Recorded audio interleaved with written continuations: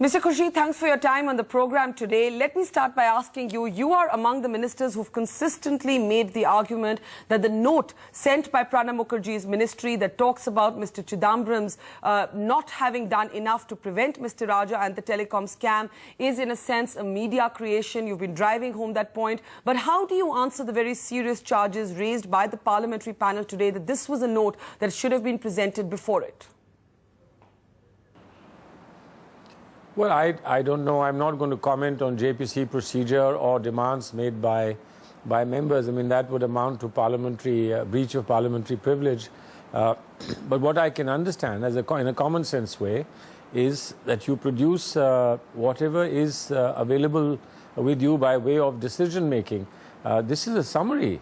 There may be many summaries of what is happening to assist people within the government to take coordinated and consistent positions.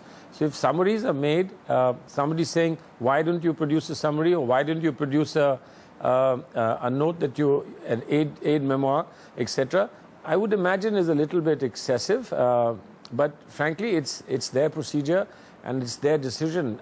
It's not for me to comment on it. You're saying you won't comment on it, but the fact is that on the buck stops here, we had Vivek Garg, the RTI activist, whose application actually brought this note into the public domain. He argued that it was ironically the Prime Minister's office that actually responded to his application, putting what was called a secret note into the public domain now for all of us to debate. Now, if the PMO can release this information, why should the Finance Secretary, why should the government not present it before the JPC, before the highest parliamentary panel looking into this scam? Well, the parliamentary panel doesn't say, will you shift your office here for the next 6 months and let us sift through every piece of paper. The parliament panel asks for something specific that explains what they are interested in examining. Now, RTI may have different parameters. People may respond differently to RTI. It's quite possible that sometimes what is not necessary to be given is also given out, but that's really for the person in the hot seat deciding at that moment, frankly, to take a call on. But I don't think that having given something extra, which may or may not be relevant, can't be treated as a mistake. It cannot be treated as inconsistent with the normal practice. Whatever the normal practice is, that will continue. But in some cases, you might, because of some oversight, lack of oversight, or for some other reason, end up giving more than is required, and so be it. I don't think that we should get into this and then try to conjure up all kinds of very horrifying scenarios.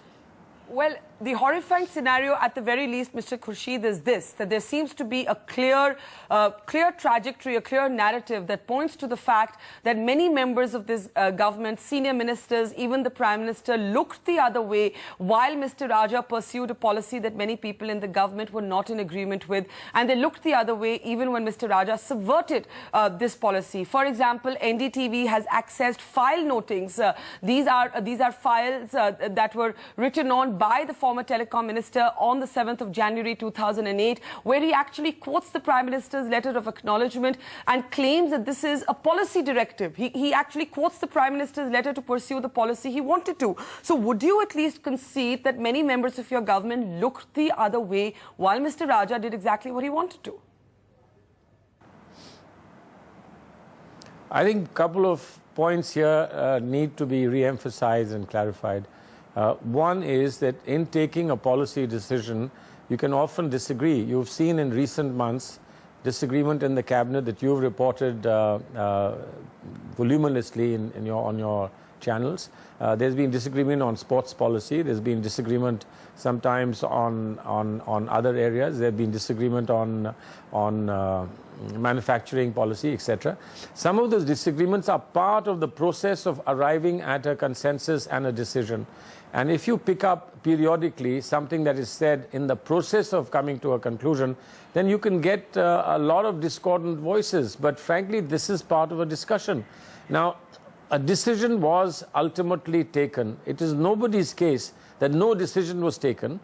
ultimately a decision was taken, and there's a lot of material to support a lot of grounds to support that decision. That includes the recommendations of TRI and so on and so forth.